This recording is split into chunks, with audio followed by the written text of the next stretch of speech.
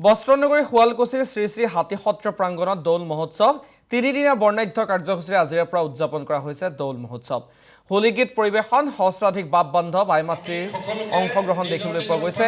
মুখ্য অতিথি হিচাপে অংশগ্ৰহণ কৰে আউনীআটী সত্ৰৰ সত্ৰাধিকাৰ ডক্টৰ পীতাম্বৰ দেৱ গোস্বামী। অনুষ্ঠানৰ অন্তত জুবিন গাৰ্গলৈ শ্ৰদ্ধাঞ্জলি ৰাইজৰ। থলুৱা আতচবাজি প্ৰদৰ্শনত ৰঙীন হৈ পৰিব শুৱালকুছিৰ আকাশ বতাহ।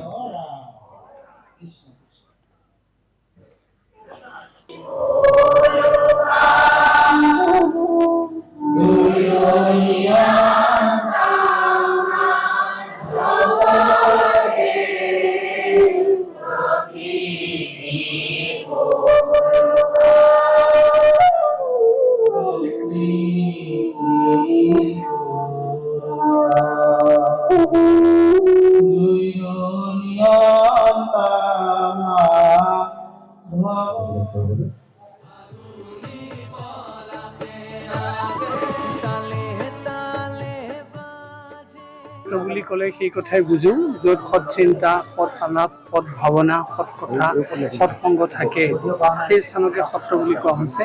ইতিমধ্যে ঈশ্বৰহাটী শুৱালকুছিৰ সত্ৰখনে সেই পৰিৱেশ ধৰি ৰাখিছে।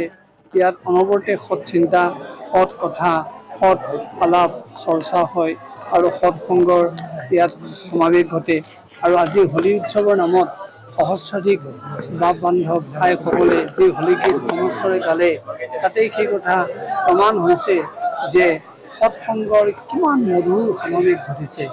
চাবলৈ গ'লে এটা গীত যেতিয়া পৰিৱেশন কৰে সহস্ৰাধিক জনতাই, তেতিয়া আখৰা লাগে। আমাৰ ধাৰণা ইয়াত সকলোৱে হয়তো পূৰ্ণ আখৰাত ব্যস্ত হ'ব পৰা নাই, কিন্তু এনেদৰে সমস্বৰে গীতটো গালে, য'ত যথৰতা নাই, য'ত কোনো তাল মাত্ৰাৰ ত্ৰুটি ঘটা নাই, সেইটো কথাই প্ৰমাণ কৰি দিছে যে তেওঁলোক কিমান আধ্যাত্মিকভাৱে বিধৌত। আধ্যাত্মিকভাৱে বিধৌত নোহোৱা হ'লে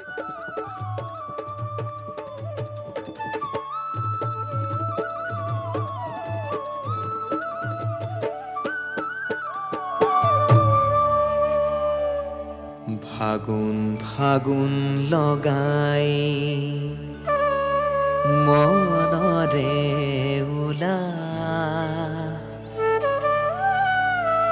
খেলে হোলী ত্ৰিভুৱন ৰঙতে বলিয়া